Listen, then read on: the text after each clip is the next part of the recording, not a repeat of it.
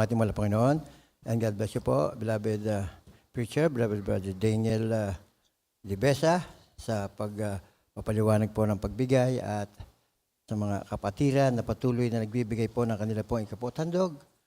Ay po ay lubusang pinagpala ng ating mahal na Panginoon. Patuloy po kayong pagpalain po ng pagpapalang material, physical, tigit sa lahat po yung spiritual na pagpapala. Hallelujah, praise the Lord. At ngayon po, dadako na po tayo sa paghahayag po ng banal na salita ng ating mahal na Panginoon. Hallelujah, praise the Lord. Bago po sa ating pong Bible study, samahan po ninyo akong manalangin. Hallelujah, praise the Lord.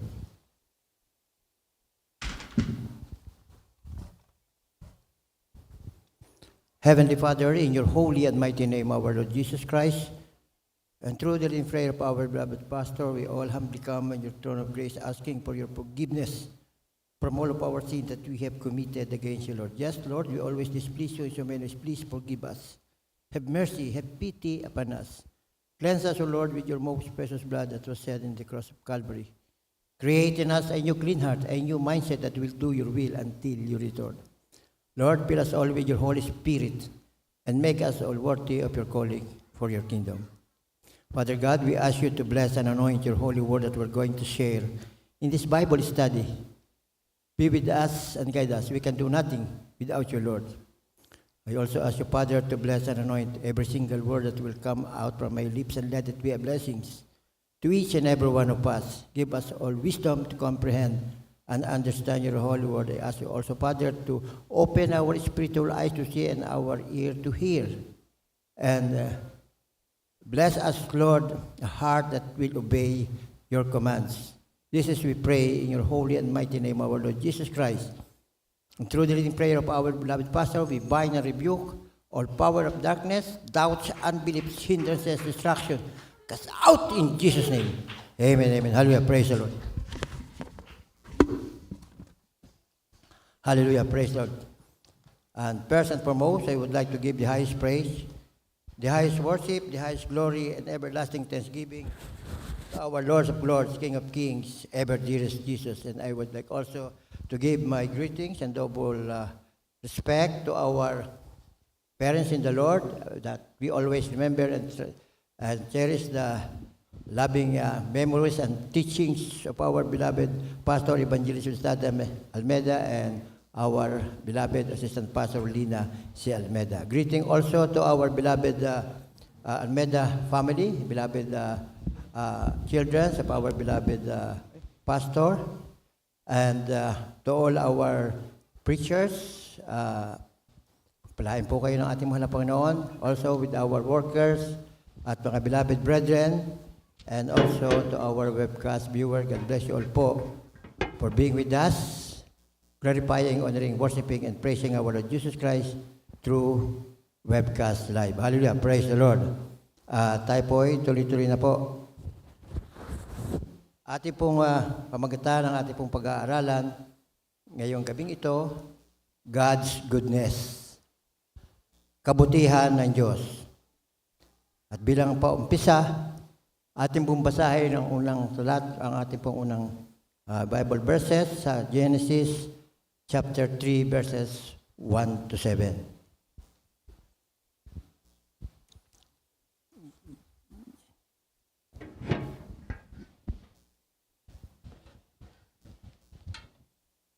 Amen. Praise the Lord. From the book of Genesis, chapter 3, verse 1 to 7. Now the serpent was more subtle than any beast of the field which the Lord God had made. And he said unto the woman, Yea, as God said, Ye shall not eat of every tree of the garden.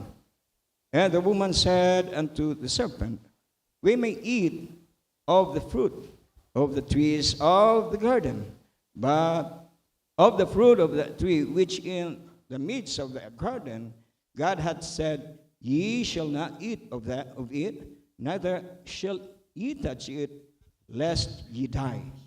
And the serpent said unto the woman, Ye shall not surely die, for God doth know that in the day in the day ye eat thereof, then your eyes shall be opened, and ye shall be as gods, knowing good and evil.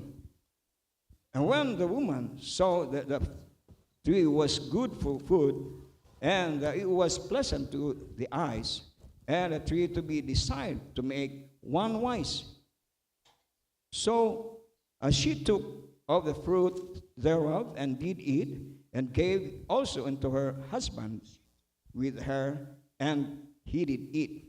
7. And the eyes of them both were opened, and they knew that they were naked. And they sewed fig tree leaves together and made themselves aprons. Amen. Amen.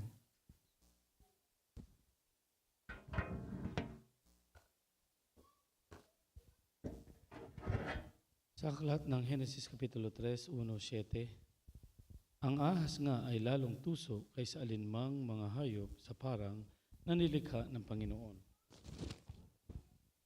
Ng Panginoon Diyos. At sinabi niya sa babae, tunay bang sinabi ng Diyos, huwag kayong kakain sa alinmang punong kahoy sa halamanan. At sinabi ng babae sa ahas, sa bunga ng mga punong kahoy sa halamanan ay makakain kami. Datapot sa bunga ng punong kahoy na nasa gitna ng halamanan ay sinabi ng Diyos, huwag kayong kakain niyon. Nihiwag ninyong iipuin, baka kayo mamamatay. At sinabi ng ahas sa babae, tunay na hindi kayo mamamatay, sapagkat talastas ng Diyos na sa araw na kayo'y kumain niyon, ay madidilat nga ang inyong mga mata, at kayo magiging parang Diyos na kakilala ng mabuti at masama. At nang makita ng babae na ang bunga ng punong kahoy ay mabuting kanin, at kalugod-lugod sa mga mata, at kahoy na nasa upang magpapantas sa tao, ay pumitas siya ng bunga niyon at kinain at binigyan din niya ang kanyang asawang kasama niya at ito'y kumain.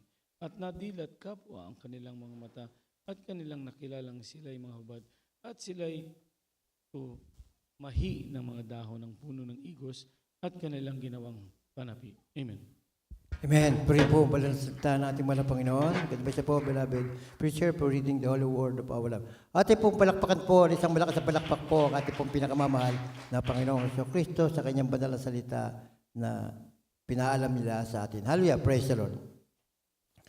Ang pumuhay sa makasalanang mundong ito ay maaaring magtaka o mag-alinlangan tayo kung bakit hindi niya laging sinasagot o tumatalima o binibigyan ng solusyon ng ating mga problema at ibigay kung ano ang nais natin o ano ang kailangan natin. Halimbawa, katulad ni Eva, nakinig siya sa mapaglinlang na ahas na sinabi sa kanya na hindi siya mamamatay kung kakanin niya, sa halip ay maunawaan niya, bibigyan siya ng katalinuhan upang malaman niya ang kaalaman ng mabuti at ng masama. Nabuksan ang isipan ni Eva at ni Adan nang kainin nila ang bunga ng puno ng kahoy sa paraiso na ipinagbabawal ng ating mahal na Panginoon.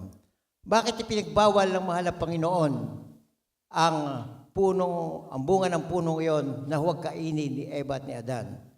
Dahil nga po, ang nais ng mahal na Panginoon, tayo po ay unang-una, lagi tayong tatalima at susunod sa Kanya. At ang kabutihan noon, ang tao ay magkakaroon ng yung pagkaalam sa lahat ng bagay, na iyon ang hindi nais, ang gusto lamang ng ating mahal na Panginoon ay yung ating puso at isipan ay nakasentro sa Kanya. Dahil ng pagkakain niya ng bunga ng punong iyon, nabuksan ang kanilang mata, naunawaan nila ang masama, na alaman nila na sila ay hubad. Hallelujah, praise the Lord.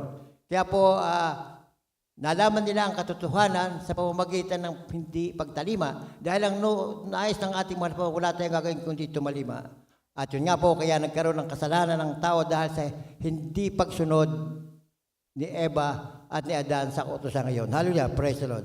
Ang ating pag-iisip ay katulad ng kay Eva. Kapag hindi tayo sumang-ayon sa mahal na Panginoon tungkol sa kung ano ang pinakamabuti para sa atin, mula sa pananaw ng tao, ang mabuti ay tumutukoy sa kasiyasiya, komportable o kumikita o profitable. Ngunit ang Diyos ay may mataas na pamantayan at palaging gumagawa para sa kanyang magandang layunin para sa atin. Ano po ba ang layunin ng ating mahal na Panginoon para sa ating mga mananampalataya? His purpose is to develop Christ-like character in His children. Tayo lahat ay anak ng Diyos na lahat ang tumanggap at nagpabautismo sa pangalan ni Jesucristo. Binigyan lahat tayo ng pagkakataon para turing na tawagin ng ating mahal na Panginoon. Kahit natanggap mo na ang ating mahal na Panginoon, sabalit hindi ka tumatalima o hindi ka sumusunod, hindi ka naniniwala sa sinasabi ng ating mahal na Panginoon, anong sabi dito? Ikaw ay pupunta rin sa kapahamakan. Tayo pong lahat ibinigyan ng pagkakataon, binukas ang ating puso at isipan upang tayo po bilang makasalanan ay tinanggap ng ating mahal na Panginoon sa ating pagtanggap sa Kanya. At ang nais ng mahal na Panginoon, tayo po ay laging tatalima sa Kanya. At yung banal na Espiritu na ibinigay sa atin, yan po mag-aakay o mag-aalalay sa atin upang matahak natin yung makipatadaan papunta sa buhay na walang hanggan kasama ang ating mahal na Panginoon. Subalit, kung hindi tayo tatalima sa Kanya mga utos, mag-grieve ang Holy Spirit, lalayo siya sa atin. At yun nga po, pag malayo sa atin, tuwan-tuwa si Satanas at muli tayo matutokso. Gagawin natin ang mga ginagawa, higit pa sa mga ginagawa na bago po natin nakilala at tumingin ng tawad sa ating mahal na Panginoon. Kaya maging maingat tayo. Tayo ibinuksan na ang ating mga puso at isipan, ipinakita na sa atin ang katotohanan. Gawin natin kung ano ang kalooban ng ating mahal na Panginoon. Dapat natin gawin kung ano naayon sa kanyang banal na kasulatan. Kung ano kanya pinag-uutos, gagawin natin. Kung hindi natin gagawin, malalayo tayo sa ating mahal na Panginoon. Ang pagkakataong ito na pinagkaloob sa bawat isa na mananampalataya sa Jesus Miracle Crusade International Ministry na pinangunahan natin beloved Apostle Evangelist ay isang tunay na paraan upang tayo magmana ng buhay na walang hanggan. Subalit kung hindi tayo tatalima at hindi tayo susunod sa mga pinangaral ng ating at sa mga nasa banal na kasulatan, tayo mawawala rin at mawawala sa ating yung pagkakataon for tayo makasama natin mga Panginoon sa buhay na walang hanggan. Sa likod ng bawat paghihigpit o pagbabawal o utos mula sa mahal na Panginoon ang kanyang mapagmahal na pangangalaga sa kanyang mga tagasunod. Kapag tayo tumatalima at sumusunod sa kautusan ng Diyos, tayo po ay may pagmamahal at inaalagaan tayo sa tuwid-tuwinan ng ating mahal na Panginoon. Alam niya ang kahihinatnan ng kasalanan at nais niyang hadlangan tayo sa mga pagpili na sumisira o sumira sa ating buhay. Kaya nga po, meron siyang ibinigay na batas na kung tayo hindi tatalima, masisira ang magandang buhay na inilaan niya para sa atin. Ang ating buhay ay may hangganan dito sa ibabaw ng lupa. Kaya pakatandaan natin bawat isa na ang buhay dito ay panandalian lamang. Ay paano yung buhay natin sa walang hanggan. Sabi nga po, kung wala sa puso mo at hindi mo, ang ating mahal na Panginoon, at yan naman, pag wala ang mahal na Panginoon sa puso mo, hindi mo siya sinusunod. At ang sinusunod mo ay kung ano ang gusto mo. Kung ano ang nais mo dito sa ibabaw ng lupa. Dapat gawin natin kung ano ang nais ng mahal na Panginoon, yung ating susundin para makasigurado tayo na sa buhay na walang hanggan, tayo ay kasakasama ng ating mahal na Panginoon. Dahil kung hindi natin tatalimaan, kung wala sa puso natin, isipan natin malamang, kung hindi natin gagawin ng kanyang mga kalooban, ay hindi tayo makakasama niya. Sino kakasama mo? Yung kaaway ng ating mahal na Panginoon. Dahil tayong tao, kapag namatay, dalawa lang ang ating pupuntahan. It's either heaven or hell. Heaven, kapag ikaw ay tumatalima sa kautusan ng Diyos, pinamumuhay mo ang banal na salita. At hell, kapag hindi mo ginagawa ang kautusan, hindi ka tumatalima, hindi mo ginagawa ang kalooban ng ating mahal na Panginoon. Dalawa lang ating pagpipilian. It's our choice. Binigyan tayo ng mahal na Panginoon ng hindi tayo ginawang robot. Pwede tayo mamili. Pero palibasa, ang banal na Espiritu na ang pipiliin nyo ay tama. Subalit pag wala na sa inyo ang banal na Espiritu, hindi nyo na mapipili ang tama at ang pipiliin nyo ay kung ano ang panlilingdan na ginagawa ng Satanas sa ating mga tao na ang unang mga tao di sa ibabaw inalinlang na niya. Siya po ay very keen. Siya po ay hindi lang po doctorate sa panlilinlang. Expert na expert si Satanas sa panlilinlang. Kung ano yung iyong kahinaan, doon ka titirahin ng ating Satanas. Hallelujah, pray.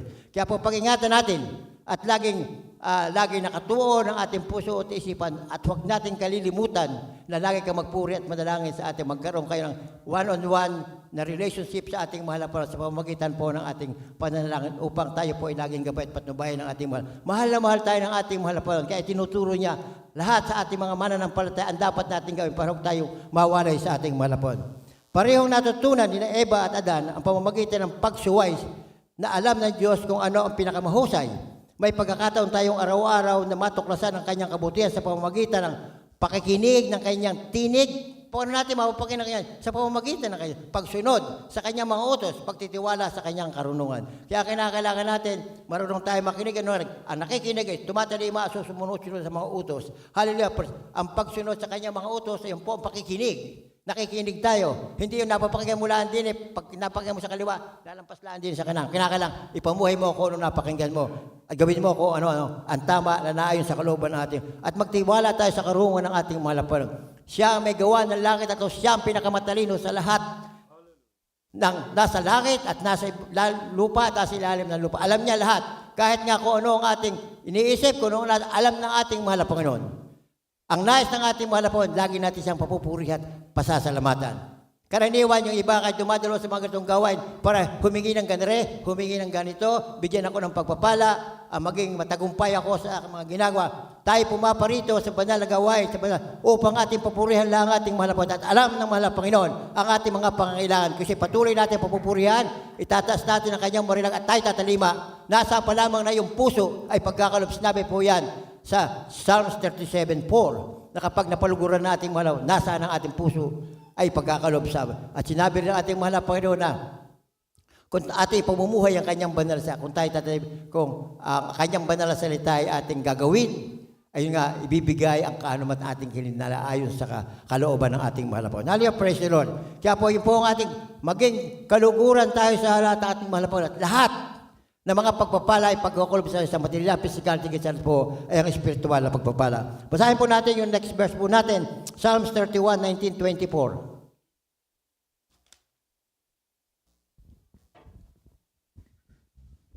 Amen. Praise the Lord. From the book of Psalms, chapter 31, verse 19 to 24. Oh, how great is the goodness which thou hast laid up for them that fear thee. Which thou hast wrapped. Okay.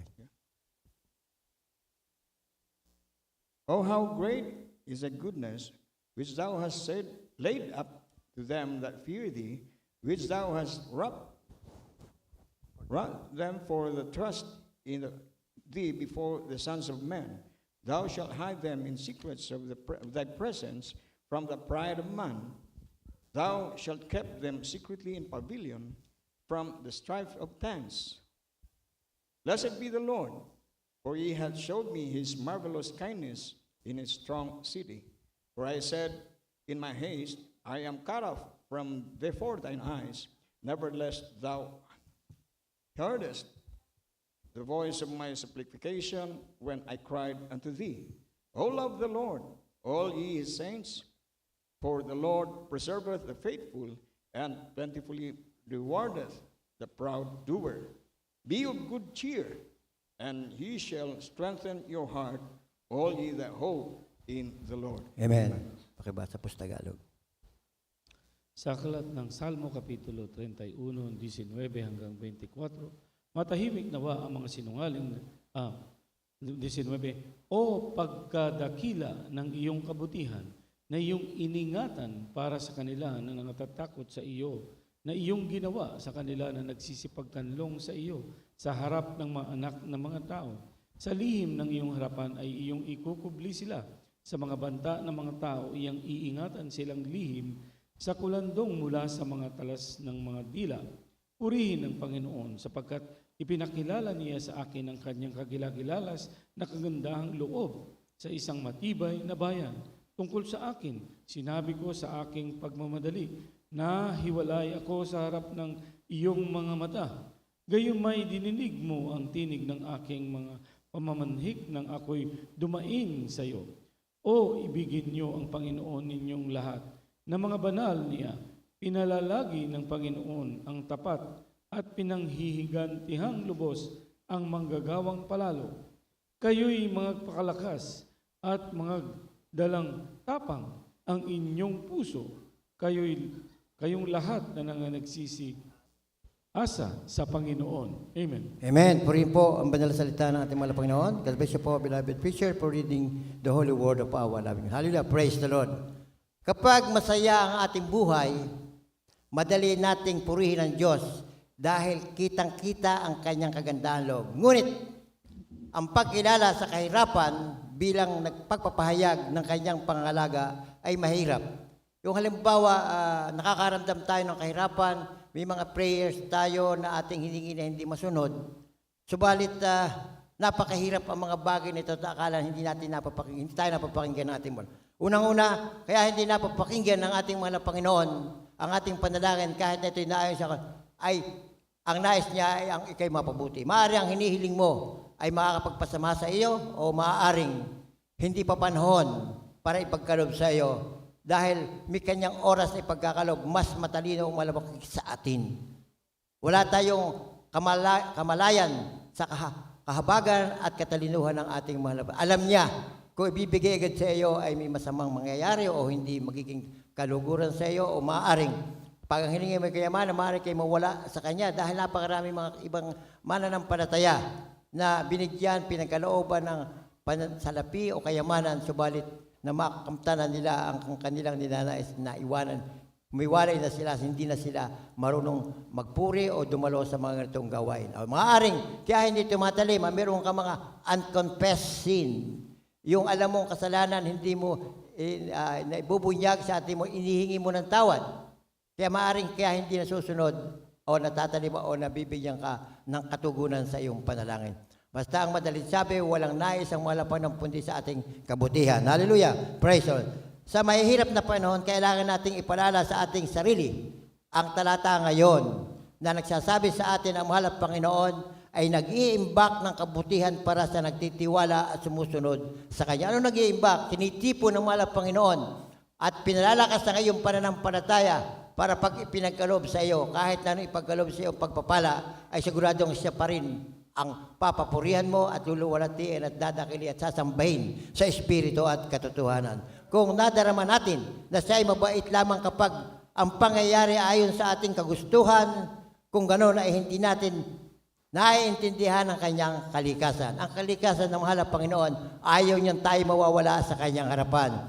Kaya pinadadaan tayo sa kahirapan na pinalalakas ang ating pananampalataya. Ng ating pananampalataya, kahit na anong nangyayari sa ating mga buhay, ay tayo nakatuon pa rin sa ating mahal na Panginoon. Hindi tayo nag-aalala na, o sasabihin, ay hindi naman ako napapakinggan ng mahal na Panginoon. Hindi naman ako dapat dumalo doon dahil meron akong hindi nagustuhan o magiging katatalisuran, may nakakatalisuran ako. Ang gusto ng ating mahal na Panginoon, no matter what, kung ano ang nais na ipagawa sa atin ng ating mahal na Panginoon, pasalamat tayo at tayo dinala sa gawain ito upang sa ating paglingkuran. Dahil napakarami ng gawain na hindi napapaglingkuran ng iba. Dahil ang wala sa loob noon ang Espiritu ng Diyos. Kapag ang Espiritu ng Diyos ay nasa mananampalataya, 100%, ang gagawin noon ay kung ano ang kalooban ng ating mahal na Panginoon. Subalit kung wala kang Espiritu ng Diyos, ay hindi mo magagawa ang kalooban dahil nadaya ka na ng kaaway ng Diyos. Hallelujah! Praise the Lord! Siya ay mabait lamang kapag ang pangyayari ayon sa ating kagustuhan, kung gano'n ay hindi natin naintindihan ang kanyang kalikasan. Ang tao nakakaalam ng kanyang katangian ay nakakakita ng katibayan ng kanyang kabutihan sa lahat ng sitwasyon. Hallelujah! Praise the Lord! Naalala ko, yung nangyari sa akin noong 1995, bago ako pumunta ng Amerika. Ako'y paalis ng 1996, that was 1996. Nalaman ng mga barkada ko na paalis na ako ng August. August ako nakarating dito, 1996. By June, tinawag ako, yan ako at kami doon magkatipon. Madalat sabi, pumunta ako doon. Ay, anong gagawin namin? Ako noon ay kasalukuyang backslider sa Jesus Miracle Crusade. Nung ako'y pauwi na, pinasamahan nga ako ni Tessie ng isang driver para maging driver ko at alam na mapupunta ko sa lasingan, inuman. Subalit pag-uwi ko, hindi ko hinayaang yung pamangkin ko mag-drive, kundi ako nag-drive. Madalit sabi, matuloy na takbo. Nalaman nung isa ko pinsan, yung pala sinusundan ako, alam na ako'y lasing dahil napakatuloy ng takbo ko. Malapit na ako, mga around 1 kilometer na sa bahay namin. Meron doong kurbada, pag ganun. Lahat na na-aksidente doong lasing, patay. Ako lamang ang na-aksidente doong hindi namatay. At yung aking dalang box, ang box ko ay kupsing kuba. Yung sinagasaan ko, mga maliit-liit naman sa katawan ko, yung puno ng Madre Cacao. Napakatigas noon. Tinamaan ko, na-hit ko yon. Tapos yung mga maliliit nadala. Tapos mabutit meron noon. Kasi kung meron lang noon, tatamaan ko yung bahay. Madali sabi, pag tama akong ganyan, yung box ko, di ganyan, gumano, nakatagilid. Hindi kami makalabas. Dahil naroon sa taas ang ang pinto. Tama-tama naman yung pinsan ko pala, sinusundan ako. Di after a minute siguro, mga 10 or 15 minutes, ay di na doon na, di siya nagbukas. Tapos, alam niyo ba na yung box ko ay palibasa, may shock absorber yung bumper, hindi na pero natumba. Yung kasama ko, may sugat sa tuhod, ako'y wala. Sabi ko bakit kaya gusto pala ng Panginoon ako'y matuloy sa Amerika? Ayoko nang pumunta kasi dito Pero sabi ng mga kapatid ko, Kuya, subukan mo dito sa Amerika. O sige, punta kami dito. Ang plano ko hanggang 15 years lamang kami dito. Mag-aaral ang mga bata at ako'y uuwi na rin. Kaya nga hindi ako nag-citizen Di madalit sabi, noong 1996 ako dumating dito, noong 2006, that was, ang plano ko 15 years lang ako. Eksaktong 15 years, 96, tama. 2009, nakilala ko, nakapunta ko sa banal na gawain ito. Ganun pala ang plano ng Diyos sa buhay ko.